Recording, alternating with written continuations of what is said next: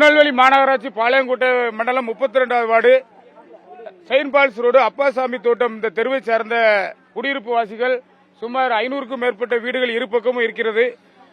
பாளைய அன்பு நகரிலிருந்து பிரதான கழிவுநீர் ஓடை இக்கழிவுநீர் ஓடையில் கலந்து பல வருடங்களாக வந்து கொண்டிருக்கிறது.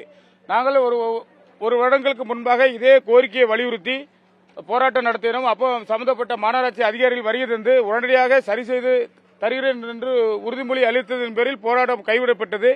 ஆனால் அந்த சம்பந்தப்பட்ட அதிகாரிகள் அனைவரும் மாறுதலாகி சென்று விட்டார்கள்.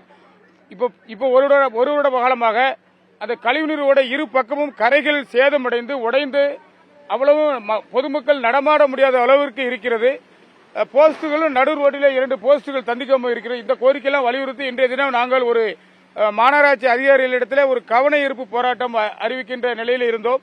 நாங்கள் வருவதற்கு முன்பாகவே மாநகராட்சி அதிகாரிகள் வருகை தந்து கழிவுநீர் ஓடைகளை சுத்தம் செய்து இருபக்கமும் இருக்கின்ற அந்த பாதைகளில் புல் செடிகளை அகற்றி தற்காலிகமாக ஒரு பாதை அமைத்து தருகிறோம். அதன் பின்பு நிரந்தரமாக மதிப்பீடு செய்து நிதி ஒதுக்கீடு செய்து தருவோம் என்று கூறினார்கள். அதன் அடிப்படையில் போராட்டம் தற்காலிகமாக கைவிடப்படுகிறது.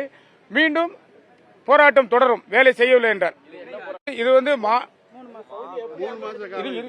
மாநகராட்சி அதிகாரிகளிடத்திலே கவன ஈர்ப்பு போராட்டம் நடைபெறுகிறது. அது நமக்கு தெரியாது.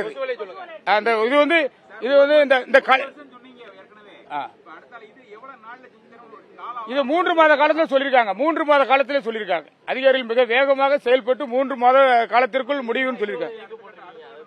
அடுத்த கட்ட நாடு 3 மாதத்துக்குள்ளே அவங்க செய்யவில்லை என்றால் நாங்கள் இந்த சாக்கடையில் நாங்கள் குடியிருப்பு போராட்டம் நடத்துவோம். இந்த கொசுவலை இந்த உள்ள அன்பு நகர் கழிவுநீர் ஓடையெல்லாம் இந்த கொசுகள் கடுமையாக தொல்லை. மாநகராட்சி பேருக்கு வாரம் ஒவ்வொரு வார்டிலும் கொசு அடித்துக் கொண்டிருக்கிறார்கள். இந்த கழிவுநீர் ஓடை பெருகி பக்கத்தில் இளந்த குளத்தில் பெருகி வாரத்திற்கு 1 லட்சம் கொசு உற்பத்தி ஆகிறது. மாநகராட்சி அதிகாரிகள் அதிக டெண்டர் விட்டு இந்த கொசுவை நாடு கடத்த வேண்டும் கேட்டுக்கொள்கிறேன். செய்திகளை உடனுக்குடனும் துல்லியமாகவும் தெரிந்து கொள்ள சப்ஸ்கிரைப் பண்ணுங்க.